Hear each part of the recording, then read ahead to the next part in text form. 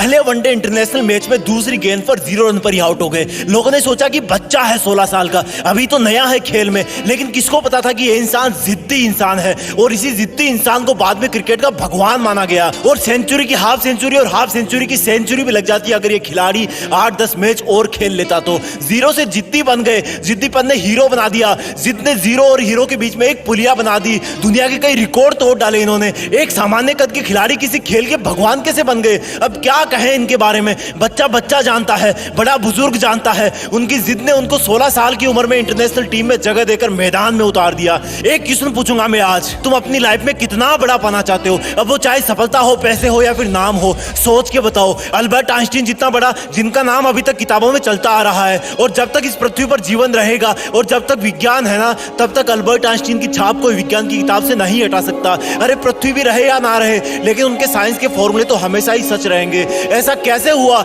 School में मंदबुद्धि कहा जाने वाला विद्यार्थी इतना बड़ा इंसान कैसे हो सकता है? क्योंकि उनमें जिद थी कि मैं अपने हिसाब से पढ़ूंगा, अपने हिसाब से खोजूंगा।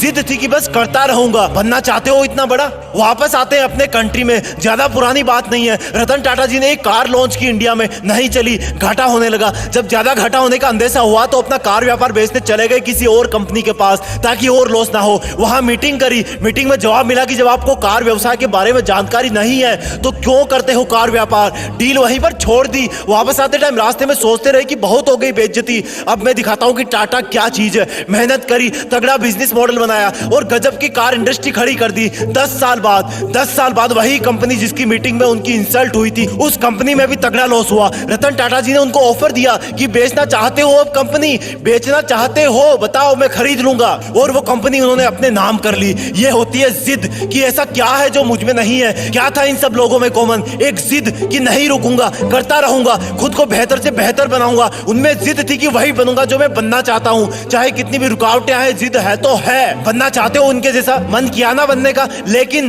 ये जो लेकिन वर्ड है ना, वही तुम्हारी वाट लगा देता है। मैं कुछ करूं तो सही, लेकिन मैं बड़ा बनूं तो सही, लेकिन मैं मेहनत करना तो चाहता हूं, लेकिन मेरा सपना तो ये है, लेकिन कोई थाली में परोस के देगा क्या कि ये खा लो, आज से तुम सचिन हो जाओगे, ये खा लो, आज से तुम दुनिया में आइंस्टीन के नाम से जाने जाओगे, ये जड़ी बूटी खा लो, आज से तुम अरबपति बिजनेसमैन बन जाओगे। लेकिन मैं तुम्हें बताता हूं कि जब तक इस लेकिन वर्ड की तुम वाट नहीं लगाओगे ना, जब तक इसको जिद में नहीं बदलोगे ना, तब तक कुछ नहीं होगा। लेकिन पहले ये बताओ कि क्या खास था इन लोगों में? सोचो, क्या उन्होंने अवतार लिया था? क्या वो प्रकट हुए थे? क्या खास था इन लोगों में जब वो दुनिया में आए थे? वही हाथ पैर, वही आंखें, नाक कान मुंह पेट गला सब कुछ वही ना। उनके शरीर में भी इंसान का ही खून था ना, वही मिट्टी का शरीर था ना। क्या ये सोने चांदी के बने थे? क्या ऊपर वाले ने इनके कान में कोई गुप्त मंत्र फूके भेजा था कि जाओ तुम सचिन बनोगे, जाओ तुम रतन टाटा बनोगे, जाओ तुम आइंस्टीन बनोगे? चलो एक और एग्जांपल देता हूं। जब तुम्हें एक दिन के लिए कोई रूम में अकेले बंद कर दे तब तुम क्या करोगे? जब तुम्हें एक हफ्ते के लिए रूम में बंद कर दे तब तुम क्या करोगे? और टाइम पीरियड बढ़ाऊं, जब तुम्हें एक महीने के लिए रूम में अलग थलग बंद कर दे तब तुम क्या करोगे?